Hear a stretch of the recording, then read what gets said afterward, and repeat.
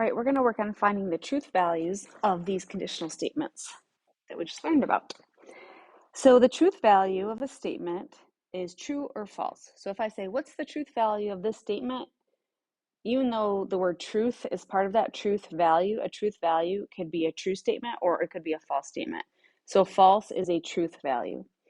The truth value of a statement is true or false according to whether the statement is true or false, respectively.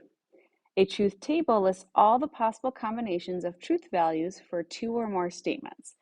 So you can see we have a truth table for the conditional statement if P then Q. So your hypothesis, here are possible truth values. You could have the statement could be true, the statement could be false. Your conclusion could be true or false. Therefore, what combination results in a true or false conditional statement if P then Q? So you can see that if your hypothesis is true and your conclusion is true, your conditional statement will be true. So true, true, true. The only time the conditional statement is false is if your hypothesis is true and your conclusion is false. Then you will have a false conditional. If you notice, we have true conditionals over here. That happens anytime if your hypothesis is false. If you're starting out with a false statement, it doesn't matter what the conclusion is, the conditional statement will be true. Okay, how can you determine the truth value of each conditional? So here's our conditional. If a number is even, then it is divisible by 2.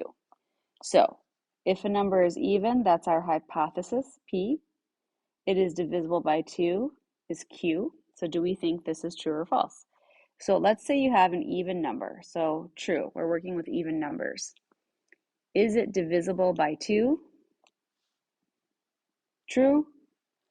So if we have a true hypothesis and a true conclusion, then we have, will our conditional statement, if P then Q be true?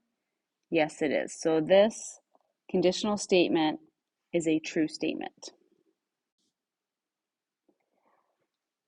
All right, so we're gonna go down our page. Now we're getting to related conditional statements. So we have more vocab to talk about here. All right, so by definition, a conditional has a hypothesis and a conclusion. So the symbol for that, that's the one we've talked about so far, is if P, then Q. And I'm even saying it as I write it. If, in words, it's if P, comma, then Q. So that's your conditional statement. The converse of the conditional statement starts out, it flips them. If Q, then P. So there are the words. If Q, then P. So you have your conditional statement. The converse flips the hypothesis and conclusion. The negation of a statement has the opposite meaning of the original statement. So what we do there is we have this little squiggly. Oops, that's not a good squiggly. Little squiggly in front of P or in front of Q. And the way that we say that is not P. So if our hypothesis was the integer is even, not P would be the integer is not even. It throws a not into the statement. It negates the statement.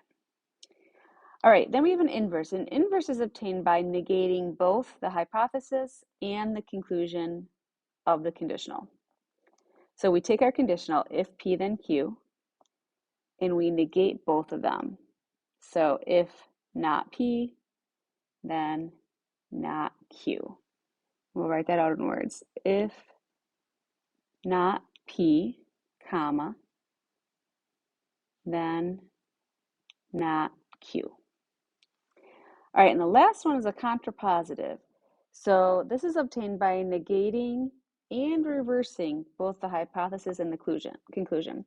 So you have your conditional, if P then Q. The converse is if Q then P, so it reversed it. Now we're going to negate the converse, and that is a contrapositive. So it's going to go if not Q, then not P.